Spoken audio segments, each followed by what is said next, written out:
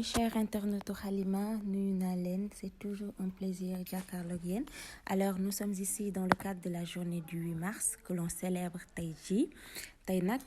ci benn contexte bu particulier mu nekk contexte Covid-19 mais aussi ci climat politico-social bu tendu au Sénégal. Mais toutefois Halima dafay nekk ak yéen saa su ne tey muy célébrer la femme et dans ce sillage nous avons choisi Soxna Nata Samb Mbacké, administratrice du FAISE. ñu bàyyi ko mu nuyoo. asalaamaaleykum mbokku Sénégal mbokku àdduna asalaamaaleykum à toutes les femmes merci beaucoup Halima Magui toute l'équipe. Merci madame Mbacké. Alors madame Mbacké, est-ce que mën nga revenir sur sa parcours? waaw tout d'abord damay commencer par remercier la ci occasion bi parce que damay wax ne j'ai un parcours très modeste mais je pense que c'est important ñu koy wax à chaque fois je dis que mën naa wax ne war naa mën a servir d'exemple ci jigéen yu bari tout simplement parce que li may wax toujours je suis née à Castor grandi à Grand Yoff sëy Derklé donc dem États-Unis mais li ci gën a am solo mooy en tant que jigéen en tant que mère je me suis mariée très tôt dama teel a sëy teel a am doom j'étais au lycée donc et j'ai tout fait vraiment c'était un défi pour man et c'était aussi benn sacerdoce la woon lu ñu ma sasoon tamit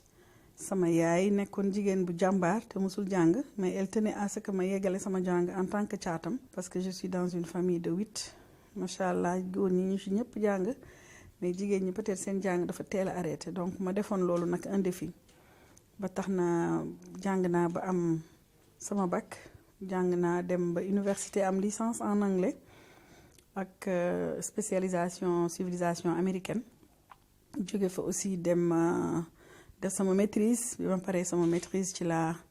am liggéey bu nga xam ne dafa ma permettre woon ma xam Sénégal bu baax muy ONG Enda Tiers-Monde ma nekkoon fa ci benn programme di ko coordination programme MSID mu Minnesota Studies in International Development bi ma fa liggéey 4 ans ci la sama patron bi fa nekkoon Moussa Seck dimbale ma ba ma am bourse pour dem Amérique ma dem Amérique yóbbaale samay doom jàng fa tamit liggéey fa def fa 16 ans ñibbisi waat Sénégal donc c'est pas évident su may wax démb maa ngi wax ak sama ay doom ma ne leen couloir de la mort bu université maa leen ko gën a xam ndax yéen sax am ngeen léegi ay possibilité am moto am oto ñun dañ ko doon dox dañ doon nekk ci bus yi di lang day metti imaginer na nga boole ci am ay doom yore famille te amuñu woon situation bi ñu am léegi amuñu woon ay oto yu bari amuñu woon ku nekk sax des fois paas sax danga koy taqale te pourtant ñun ñëpp fexe nañu ba jàng ba réussir ñu ci sant suñu waajur yi di ci sant tamit ñi ñu jàppale ñëpp suñu famille ak sama belle famille di sant sama yaay Adja Seynabou Samb ci àllaaxira ak sama goro Adja ma jigéen saw ci àllaaxira yàlla na leen yàlla def ñu dëkk aljana diñ ma jàppale lool nag pour ma eggale sama jàng ak sama jëkkër bi nelaw Youssoufa Keita ak sama famille samay frère ñoom ñëpp dama leen doon wax ne comme yéen jàng ngeen ba yegg fii pourquoi pas man dama gis ne àdduna défi la man damay gis ne duma wax mukk mënuma dara chaque fois dama naan dinaa ko jéem su baaxulee ma defaat et je pense que loolu mooy en tant que jigéen li nga xam ne moom la ñu war a saxoo di def ndax yàlla moo jël dund teg ko suñu loxo ñun ñooy jur ñun ñooy yar en fin de compte ñun ñooy gardien de la société ce qui fait que sama parcours dama ciy am fierté di ko wax ça n'a pas été facile mais ça peut servir d'exemple ak ki nga xam ne tey mi ngi toog naan damaa sonn soit da nga ëmb dama sonn soit da ngay jàng dama sonn soit da nga am liggéey mais aussi ñi nga xam ne am nañu lu bari nag ñun lu ñu amul woon te man su may wax man lu ma amul woon ci génération bi ma bokk imaginer suñu yaay yeeg suñu maam yi moo tax may wax ne su mettee rek dañu war a jël exemple ku mel ne Maam Jaara Buso ca sàkket yi ak tàngaay ba ak tey liñ koy déggee maa faawaat di wele Aline Sitoé li ñuy wax li ñu war a wax Sénégal dafa bari mais ñun jigéen ñi dañu am fierté dañoo war a servir d'exemple ci génération future ñun tey dañ fiy teg dem mais ñi fi nekk tey yéen ñi xale yi ak ñi leen gën a ndaw dañ leen a war a toujours di wan li positif ci suñu culture te ñun dañoo am culture bu bëri richesse suñu culture Sénégal dafa riche parce que déjà la famille dafa nekk un socle dafay toog ni ñëpp nekk ci famille boo da ngay dem ci kër goo xam ne day am nit ñu bëri comme man sama kër ñaari doom rek laa am et damay bëri ñu nekk ak man j'aime être entourée parce que ci loolu laa yaru xooluma ku fi dëkk ku fi dëkkal ku ma jural ku ma jural et c'est ça qui fait que ñun àddina suñu loxo la nekk ñun les femmes donc ma si continuer di ñaax femmes yi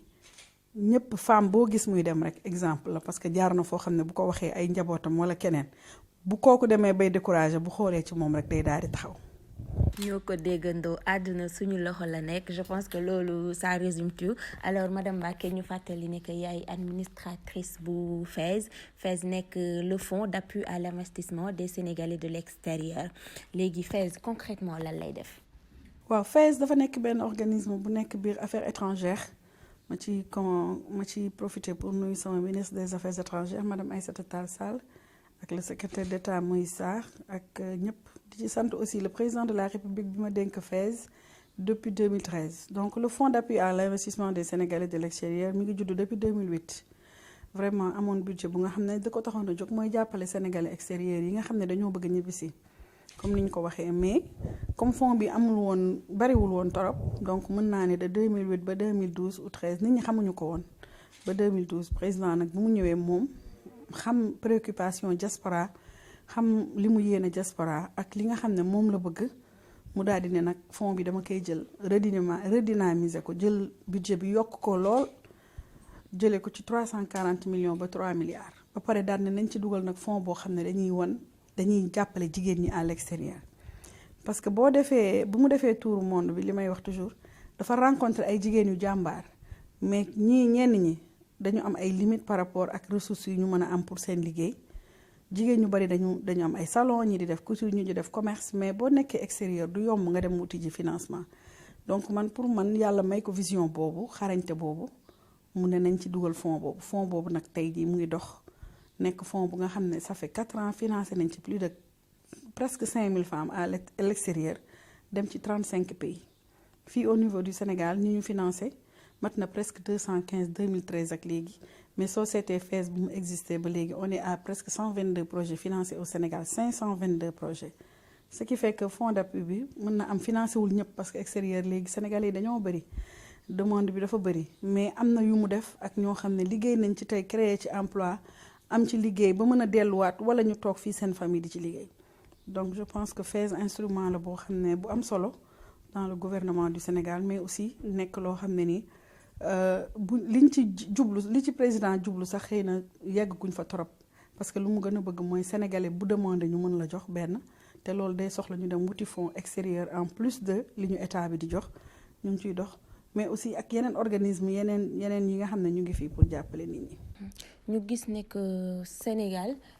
jigéen ñu ci bëri jànguñu ndax FAISE taxawal na ay cellules de communication yoo xamante ne dina mën a nekk à proximité ci jigéen ñooñu ñu xam saa su ne bu ñu soxlaa financement fan la ñu war a mën a jàpp. dëgg la dama koy wax toujours sama bureau dama leen di wax ne man benn du ma doxee ba dajeek nit li mu làkk rek laay làkk boo ma làkkee olof rek damay xam comprendre ne kii olof la bu dee dangaa woote ci bureau bi tamit noonu la ñuy def am nañ fa ñuy làkk tukulóor am fa ñuy làkk joolaa ñuy làkk langue yépp tout simplement parce que dañoo xam ne am na ñoo xam ne mënuñu lire mënuñu dem ci site internet yi mënuñu jël canevas bi comprendre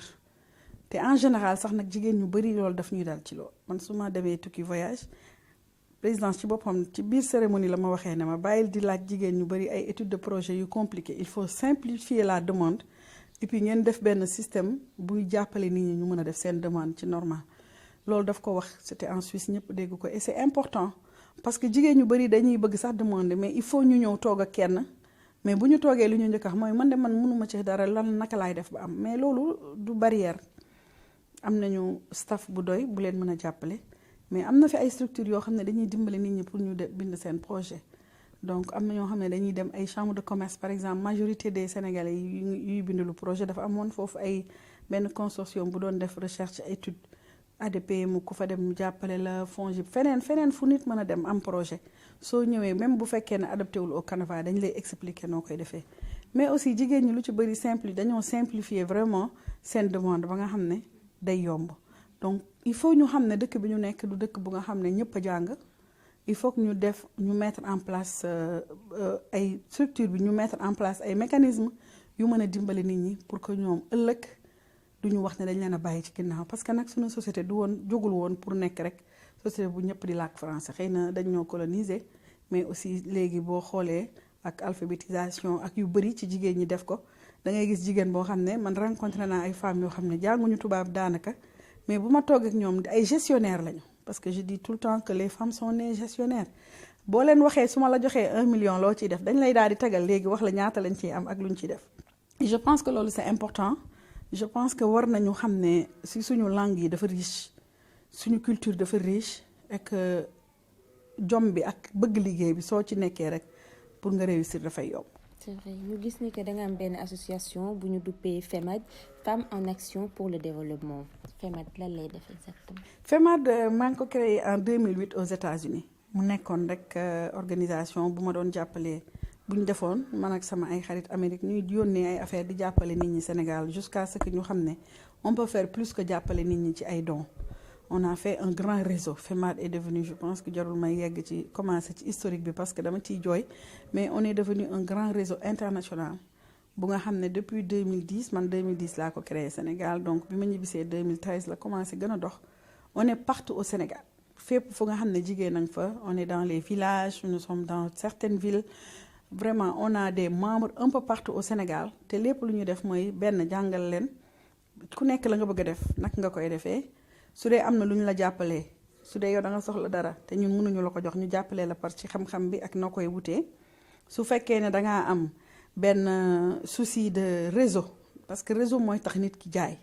je dis tout le temps ne que boo joxee nit mu jënd marchandise te waxoo ko fan lay jaar ba jaay ko yow jàppale woo ko donc ñun on s'est constitué en réseau man par exemple dans FEMAD commencé par jën ba ci légume ba ci lépp ci FEMAD laa koy jënde parce que même kiy jënd ndugg day dem Caaroy dafa bokk FEMAD day dem jënd ko am ci dara ñëw indil ma ko donc ñun biir FEMAD kuy jaay dara nous sommes obligés dañoo signer pacte kuy jaay biir FEMAD waa FEMAD yëpp dañuy jënd ci yow jàpp. kon daal da ngeen financer ay femmes yi di jënd di jaayante. ba autonome ñu jëlaat loolu jox ñeneen loolu la ñuy def fii ba bitim réew nag am nañu ay parfums yoo xam ne Espagne lay jógee on a ma ci profité du nuyu waa FEMAD yëpp ci loolu laa war a commencer madame la coordinatrice Ndiora Diagne ak toutes les femmes coordonnatrices dëkk yi diaspora bi ak fii madame la conseillère Awa Cheikh Mbengue le bureau ñoom Henriette suñu mag yi fa nekk ñoom Marème Babou y a plein de femmes yi nga xam ne dañoo nekk am nañ sax koo xam ne mooy yaay Seda bi ma tudd léegi daf ñuy waxtaanal ci diine ak lan la ñu war a am muy relation nit yi ak nitam ak diine ak nan la ñu mën a yokkee suñu diine am ñu nga xam ne dañuy ñëw rek am seen xaalis ne man dama bëgg a xam ci biir FEMAD kan moo soxla ma lebal ko par exemple 100 000 am na ñoo xam ne dañoo am nañu ay natt am nañu natt yu bëri ça dépend am nañu natt ay millions am nañu natt ay 100 000 et cetera ku nekk ak sa doole mais l'objectif mooy nga jëlee nit point A yóbbu ko point B mais moom buy dem mu yóbbaale yeneen nit sachant que c'est un cercle loolu mooy objectif bu FEMAD et je pense que je suis très très contente tey mënoon naa fi toog di lim on a un comité de crédit composé de ay Ndeye Fat Kassé dañuy am ay ministre de la femme jàppale nañu pour la première fois ñu ngi soog a am benn financement ak suñu sœur la directrice du Fonds national de crédit femme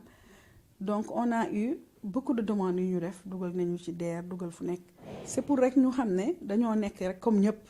du comme man maa nekk ci FEMAD mais du man maay FEMAD rek FEMAD c'est beaucoup de monde ay jigéen yu jàmbaar ñu am lu bëree bëri ba ci ñu amul dara ba ci ñu ñuy jaay cere mais ñun suñu objectif mooy ku ci bokk rek ca la ngay yëngu dañ lay jàppale pour nga jëm kanam te yow boo demee aussi ba jëm ci kaw dangaa war a xam ne dañ la jàppale woon nga jàppale ñeneen ce qui fait que on a beaucoup de niveau au sein de FEMAD ñiy soog a ñëw defuñu dara dañ leen di jàppale ñu def dara mais da ngay signer ci fiche d'adhésion bi ne yow comme dañ laa jàppale bés boo amee da ngay jàppale keneen et nous sommes un réseau très très je pense que réseau bu mag la léegi à travers le monde ci Amérique bu mu juddoo ba ci Sénégal bi mais aussi ñu am ci ay jigéen yu jàmbaar rek ñoo xam ne dañuy xëy bés bu nekk di jéem a def dara am na sax ñu nekk ci ay bureau di liggéey mais seen souci mooy même ñun ñu ngi ci bureau di liggéey mais dañoo war a xëcc ñeneen pour ñoom ñu am liggéey bu baax ñu jënd ci ñoom man damay wax toujours ne man ki nekk sama kër di ma demal marché di ma ndugal mënuma ko fay parce que su ma ko amul woon man maa ko nar a def te aw ma jot bi donc ki la may temps nga def sa liggéey kooku da nga kaa war a jàppale pour moom ëllëg mu mën a am loolu nga am donc et c'est l'objectif dans FEMAD ma ci profito di saluer toute l'équipe ak waa FEMAD yëpp daal mënuma lim su ma limee damay juum donc on est partout mais képp ku nekk FEMAD rek xamal ne maa ngi lay jox loxo di la sargal ci 8 mars bi di la nuyu di leen wax ne yéen jigéen ñu jàmbaar yi yàlla defal leen jàmm. dafa mel ni li ma la bëggoon a laaj tontu nga ci ba pare muy ndax da ngeen di liggéey ak waa ministère de la femme te ñëw nga ci léegi ñu jëm ci journée 8 mars est-ce que da ngeen am benn programme bu ngeen war a dérouler. waaw nga may ma nuyu sama ministre de la femme madame Ndeye Saly Diop et toutes les femmes qui sont dans le gouvernement ce sont nos sœurs mais moom particulièrement tey journée am la heure bi daf ñu daan fekk ñuy waaj dem Amérique chaque année.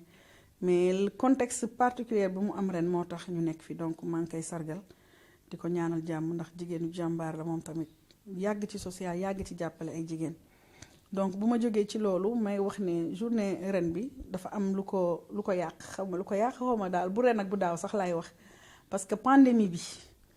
nga xam ne monde bi yépp la tëree ba nga xam ne programme des Nations Unies bi nga xam ne mi ngi organiser journée internationale de la femme depuis defe naa Beijing ñoo ngay def léegi virtuel ren ci virtuel lañ koy def ñu ngi inscrire pour mën a suivre débat yi virtuel te ñépp a daan dem Amérique Nations Unies ñu ci doon def liggéey bu am solo àdduna bi jigéenu àddina daje fa échanger expérience waxtaan génnee ay thèmes mais ren ñépp a ngi toog seen dëkk donc contexte pandémie bi moo ko indi may ñaan yàlla mu jële ko fi ci jàmm may ñaan suñu borom mu dindi mbas mi ci kaw àdduna ba ñu recommencer am une vie normale parce que dara normalul rien n'est normal en ce moment bu ñu paree ci loolu ñu wax ci contexte bi nga xam ne aussi moo am Sénégal yàlla na fi yàlla indi jàmm parce que jàmm rek ci la lépp xaj ñun Sénégal ñun ñëpp a bokk. politique téyewuñu ay deret moo ñu boole donc may lancer un message à toutes les femmes man dama gëm ne jigéen ñi buñ ci jógee mu sotti c'est pas que je suis féministe mais gis ngeen démb tam dañoo am lu ñu gëm ay sëriñ a ngi wax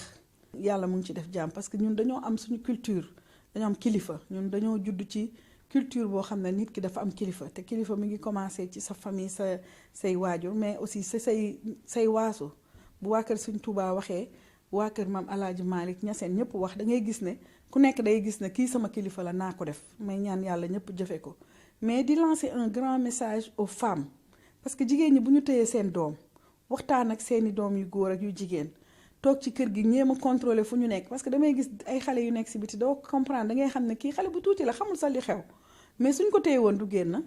mais ñu téye leen jigéen ñi daal lay lancer message de paix pour ñoom ñu lancer ko fu ñu nekk te xam naa ne jigéen ñëpp a ngi ciy wax sama voix rëyul mais au moins ma bokk ci ñuy demander loolu ndax Sénégal jàmm rek la ñu xam mais li nga xam ne aussi dafa am solo ñu war ko wax mooy fii Sénégal lu dal kenn ñëpp lay dal la preuve soo amee dëj ngay gis sax ñu lay jaale te xamuñu la parce que kenn yéenewul kenn lu dul jàmm may profité di jaale ñi ci xam ne dañ ci ñàkk seen bakkan di jaale seen waajur dafa metti daal mais donc may ñaan rek jàmm mbas mi jóge fi jàmm ñëwaat Sénégal ñu nekk ci jàmm lépp di dox ba ku nekk ci jàmm ndax ay yamul ci bopp borom parce que c'est important ñu wax message boobu moom message boobu rek la ñuy def ren moo tax benn activité 8 mars defuñu ko heure bi dañ daan dem daje fenn comme li ma wax dem Amérique dem def dañoo créé woon ay événement man dama bëggoon a dem dans ay villages ren yóbbu gel yóbbu ay masque mais maa ngi nii toog donc li ñu mën a def mooy jàppale nit ñi ci li ñu mën mais kenn du bouger kenn du organiser dara donc may ñaan yàlla mu may ñu fi ba déwén bu ñu toogee fii 8 mars incha allah mu gën a neex àdduna bi gën a neex Sénégal gën a neex ba ñu mën a defante teraanga ak jàmm yi ñu doon def. le message est passé ñoo ko déggandoo madame Mbacke nee na nañu def jàmm te mi ngi wax jigéen ñi ku nekk na tey seen njaboot gën a góorgóorlu Sénégal benn bopp la kenn mënu ko xàññaar madame Mbacke c'était très important ñu ngi lay jaajëfal bu baax a baax a baax. merci beaucoup vraiment Magui kontaan naa bu baax si yéen di ñaanal aussi Halima à travers yow sama frère monsieur Mbaye ñeen ñëpp di leen ñaanal jàmm liggéey yi ngeen di def am na solo.